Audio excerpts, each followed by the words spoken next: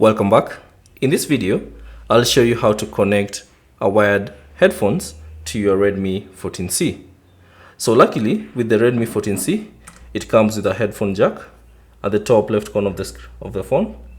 So here it is, whereby you can simply insert a wired headphones and you can use it on your device. So all you have to do is grab the wired part on the headphones. So this is the jack. All you have to do is simply insert in that port. So just insert it to that port, and there you go.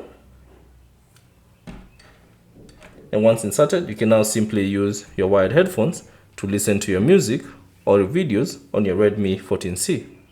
Now you can also confirm that these headphones has been successfully connected to your device by simply swiping down from the top right corner, and then you should see this icon next to the alarm.